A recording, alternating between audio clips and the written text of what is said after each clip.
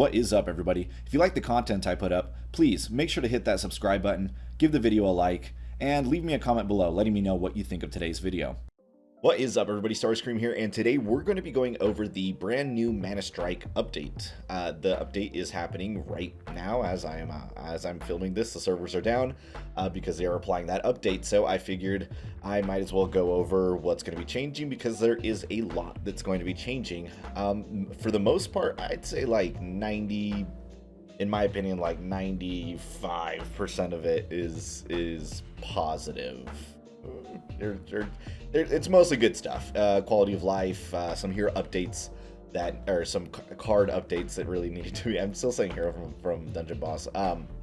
So let's just make this a quick video. There doesn't need to be like a lot said about certain things. So first off, team invites. So for those of you guys, well, those of us now, because I started a Manastrike team, which I will post somewhere on the screen, somewhere probably that way, that you are very welcome to join if you'd like to, if there are still spots. But anyway, so for those of us that run teams, we now have the ability to invite people, which was really annoying before, that we couldn't just like send an invite to a player. We either had to be public and they had to know the code for our team, or they had to be like on our friends list for us to be able to send them an invite. Or obviously if your team is private, then they had to like send a request. So that's definitely a very nice quality of life update that I'm sure a lot of people are going to appreciate, and you're going to be able to see the list of invitees. I assume, you know, that your submasters will also be able to see that. I'm not positive, but I assume that that's the way that it's going to work. Or all team members can invite team members by sending a team invitation. Okay, so I guess everybody can send an invite, which seems kind of weird, but you know, maybe that'll be something that they tweak later on if it ends up being an issue. The nickname changer. So now for some gems, it's quite a bit of gems. It seems like, what is it? 900. Yeah, 900. I don't know if it pops up. No, it doesn't. 990 gems is what it is, which is it's a decent amount of gems. But I guess if you really want to change your name, at least it gives you the ability to, which I think is pretty cool. Some games that some of you guys play with me definitely aren't as cool about changing your name, so I'm pretty chill with that. Added level boost voucher. So this one's kind of interesting. Upon reading it, the way that I assume that it works is that you're now going to have the ability for 180 gems to be able to have one card slot in your deck be automatically maxed to whatever your rank is. So if you're rank 8, let's say, whatever card you put in that specific slot will automatically be boosted up to level 8 is what I'm understanding about how this works. It's not going to go towards your whole deck from what I see, and it's not going to be tied to a specific card. So like, let's say you have your whole deck and one of them is going to be highlighted from what it seems to be your boosted slot. So you can take a card out and put a different card in there if you want to. And for 180 gems, it lasts for 7 days. So this seems pretty cool, especially for, you know, free-to-play players, I guess. Gems are kind of hard to come by no matter what. Even if you pay money, you really don't ever have like a ton of gems unless you're just dropping loads of cash just to get a ton of gems. So it seems interesting because the people that are dropping tons of cash will already have a lot of their cards maxed out. But I guess it might be cheaper than maxing out some of your top level cards, I guess, rather than spending 30,000 gold to, you know, rank up a card to 7 or 8 or whatever the case may be. So, well, I guess we'll see. It's a cool concept, but it's only going to affect one card at a time. So I don't think it's going to be broken, and I don't think it's going to be used all that much either. So I guess we'll see. Moving on, added gift rewards from Nicole Bolas. It can be found in the main lobby screen, and when rewards is active during a set period, tapping on it will give you Nicole Bolas's gifts. The amount of gifts varies. I'm not sure exactly what this means as far as like when it's going to show up, but it's going to be on your screen right there, and if you tap it, you get rewards. Cool. They're going to add a color-specific strategy guide. So for those of you that are watching this that are newer or that just picked it up, maybe because I suggested it and you guys play Dungeon Boss, there are going to be, it seems like they're making more of an effort to give you more resources on how to play. one main, I would say one main, not criticism, but one main remark that a lot of newer players gave was that they do a tutorial in the beginning and then they kind of just dump you in. And I keep promising you guys that I'm going to do a new player guide, and I just made a new account. So I made it yesterday. So that new account is what I'm going to use to actually film the new player guide. So I am still doing it. It's just I've been very busy, so I apologize for that. But anyways, they're going to be adding color specific strategy guides. So they're going to start out with green and red, and those two guides are going to be right here on the starting screen. But that is only going to appear if you are a low enough rank. So if you're below rank 300 and you like just started playing the game, or not rank, but you know, below 300 rank battle points, whatever rank that makes you, you're not going to see this. But if you are a new player, you're going to get it. So it's pretty cool. More rank points. There we go. Moving on. You're now going to be able to also change the team name. I don't know what this stuff is. Is this like an ad that I'm just not seeing or something here? I'm not sure what's missing from here. Yeah, it's definitely an ad. So we're going to just get rid of that. But yeah, you're going to be able to change your team name from the settings here. Again, it's going to be for, it looks like 990 gems. So, you know, that's going to apply to a very small subset of people. But for those of you that run teams, awesome. Cool. Improvements and changes. Improved game tips. Cool. Not too much to say there. Just in the loading screens, they're gonna give you more tips, right? And I'm sure that's probably gonna be an ongoing thing, right? Improved Magic TV features. So for those of you that again are newer, or even some of you that are like mid-level, or you know, finally working your way up and hitting kind of a wall and trying to figure out what other players are doing to get better, the Magic TV is amazing. And I mentioned this in my last video, but definitely make sure that you're checking out the Magic TV, because it's a really easy way to get better and to watch what other high-level players are doing. The problem before was that it was just randomly picking somebody. So you get somebody that was like level 9, or you could get somebody that was level 5. And like, yeah, not that level 5 or rank 5 players are bad per se, but like they're obviously going to play a lot different than a rank 9 player. So if you're new and you want to see how, you know, what I would recommend is maybe seeing how rank 4 players are playing. And then once you get there, then maybe look at how rank 7 players are playing. And once you get there, maybe look how rank 9 players are playing.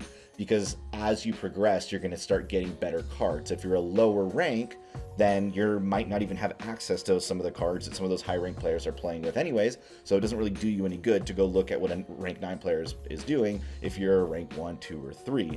That said, it never hurts to see what they're doing. So my point is here, you can actually select a range of ranks that you actually specifically want to look for, along with the color of decks that you're looking for as well, which I think is really, really cool.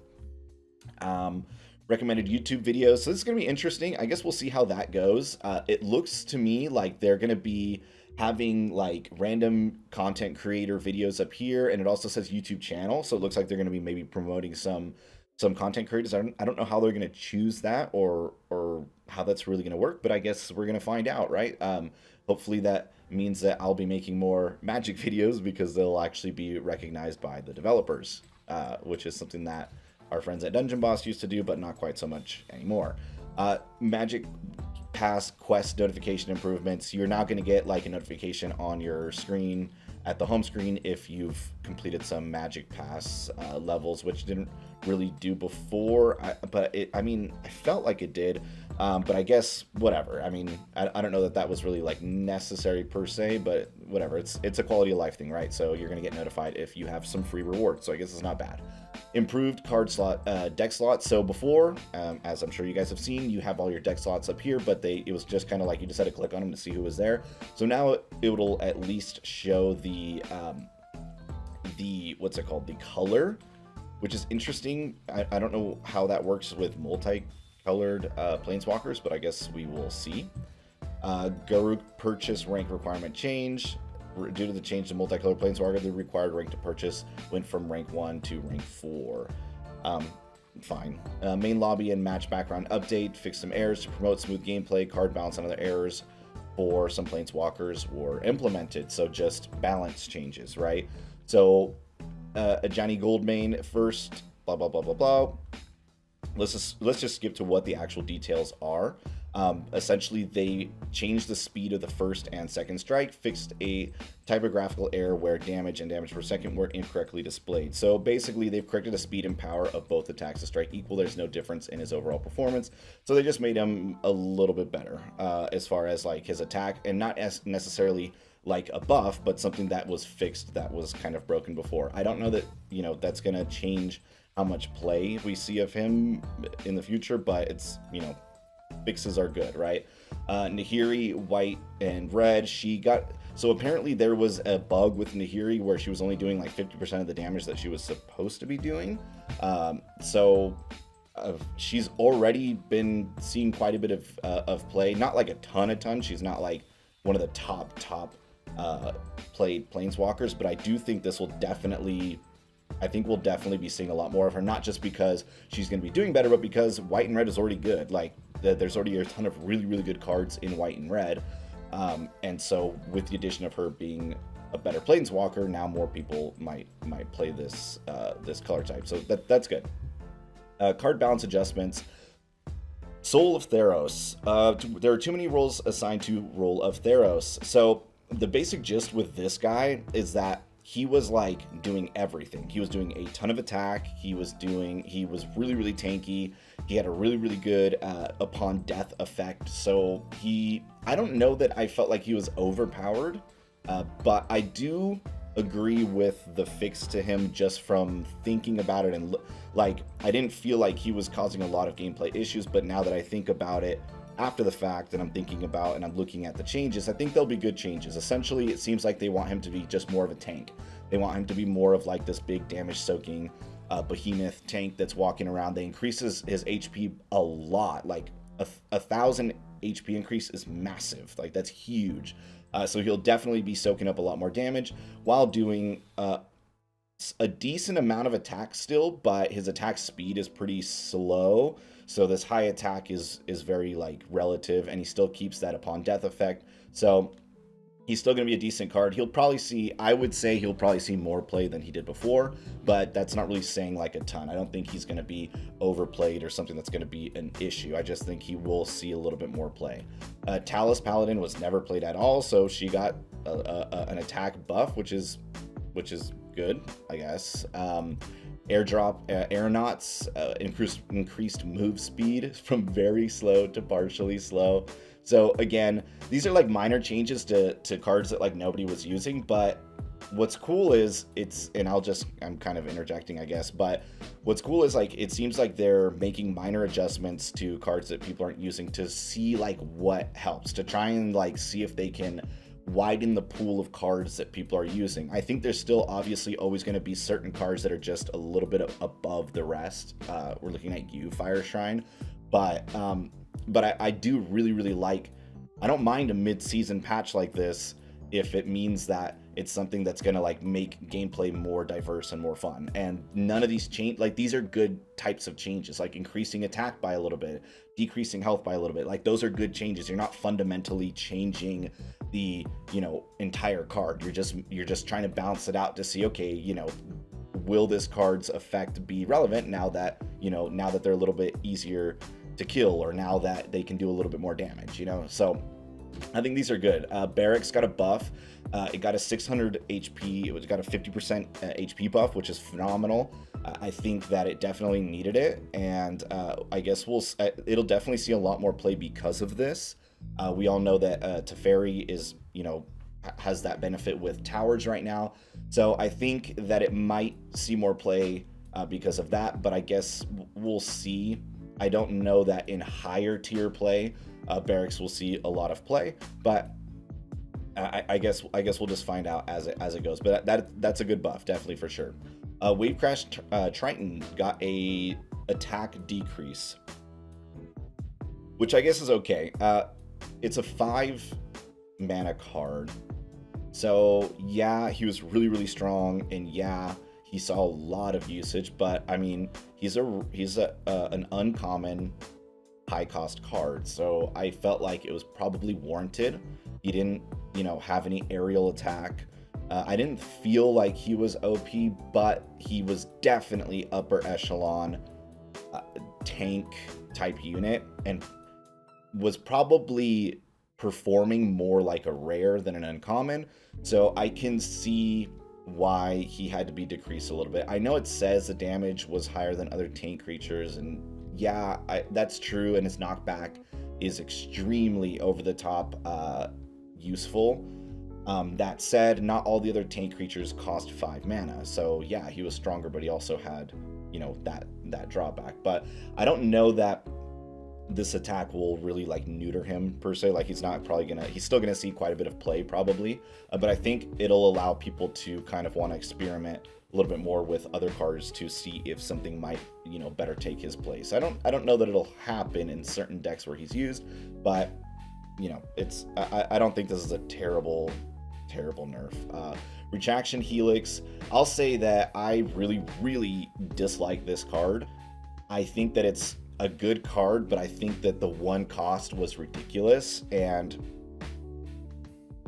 a really high skilled, top of the line, so to speak, player will know like when an opponent might have this and might be watching for it in real time and stuff. But I mean, for 1 mana cost, no matter what, like it 1 mana cost to be able to completely like make an opponent's defensive setup like null and void out of nowhere instantly, and especially when you leveled it up and it could pull people from super far away. Like, I think the mana cost increase was definitely necessary, and I think it will definitely see a little bit less play because of that. But it's, I mean, even at 2, it's still it's still an extremely high played card, one that has a high skill, you know, ceiling, but one that I think once, I don't know, that we'll see how it goes. But just be aware that it's probably not going to go away, but it definitely needed this for sure. Adjustment details as far as these two. The Enclave got an increased AoE attack range. So Enclave was already pretty good. So that's, I mean, cool. A common card got buffed that was already pretty decent. So I don't know that it needed it, but I'm all for common cards that everybody really has access to getting a little bit better. It makes it so that, you know, it's not like only the people spending money or playing day in and day out with, you know, super high level rares can compete, right? So that's fine, and I don't think it's going to unbalance anything. I think that's going to be I think it's going to be probably one of the best common cards, but I guess we'll see. And they increased the HP on the Seagate Barracks just like they did on that other tower card, which I think is phenomenal. I think both of those cards might be used together, but I guess we'll see. The HP buff is definitely warranted though. Kraken is a weird card. Kraken, when it first came out, I guess like didn't have a timer or HP, so it didn't have a timer on him. So now he does, and once they put the timer on him, he was basically useless. And like, I mean, I don't ever see a Kraken really being used. I don't know if you guys do, but I have maybe seen one in the past month used against me. But they increased his lifespan to 60 seconds. So they're just trying to test the waters and see if 20 seconds more gives him a little bit more viability, which obviously it does, but will it give him enough to actually see play? I don't know about that. I guess we'll see, but I wouldn't start putting money and cards in or gold into upgrades for him just yet.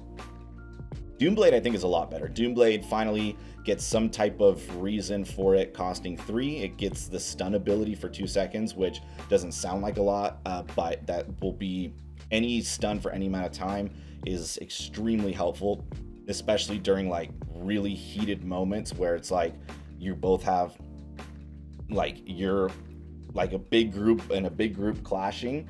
If one of the big group gets stunned, the other big group is just going to wipe them out, and that could totally wreck somebody if they spent all their mana or they didn't play safe enough. Stuns are phenomenal, so we'll see if it adds more play. I think it still isn't necessarily great enough to be an uncommon for 3, but we're gonna see if that helps it at least a little bit. Summon 1 extra skeleton for each mana used. I think that's great and all. I think it's still gonna get wrecked by AoE spell cards and not be like that great. So I think the problem with it before was that it wasn't worth the cost to use it. Like, yeah, you get a bunch of skeletons and they would immediately die. So it was like, I don't know that I even want to spend, you know, X, whatever that may be, to use it. So now you get 1 extra. So now if you can protect them, or now if, you know, it is a more opportune moment, now it's actually worth spending the mana. It's worth the risk of maybe losing them, because if they survive, you're going to have tons of them. That also probably help with with Reaver, but anyways, a good little upgrade there. Rise from the grave. The skeletons will now be summoned from the nearest enemy sub-guardian. I might just be stupid, but I'm not necessarily sure I understand this completely, but it seems like the nearest, when you use the card, they will be summoned next to the enemy's nearest sub-guardian. They increase the cost because obviously that increases the effectiveness quite a bit of this card. But anyways, from the description, the element that forces the main guardian to attack the lowering degree of freedom for strategy and making it difficult to use, so the function has been changed so the user can control the guardian being attacked to some extent. So you can, obviously, based on where you place it, right?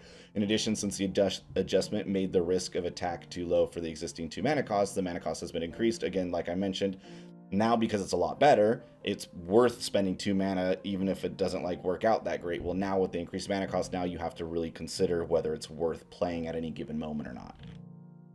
Feebly Vampire was intended to be a high DPS burst type card, and it just wasn't doing the job.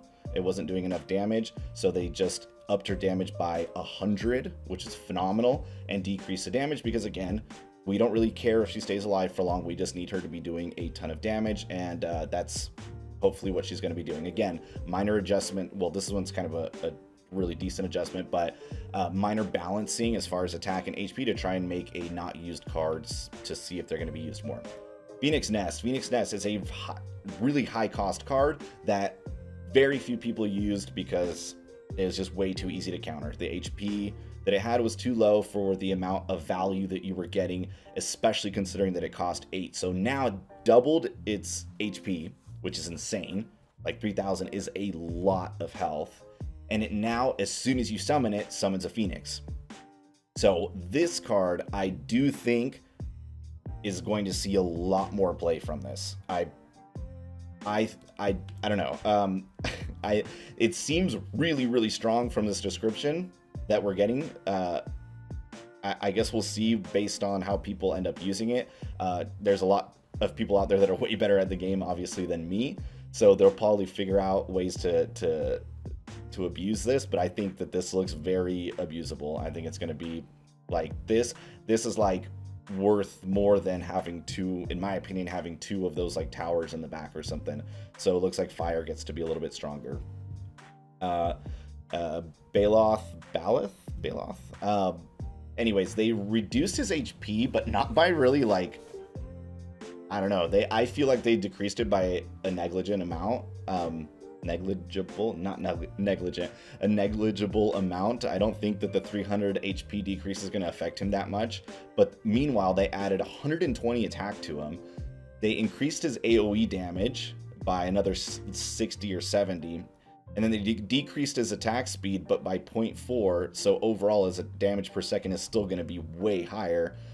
So I feel like he was already a pretty decent card, and now he's like really, really good.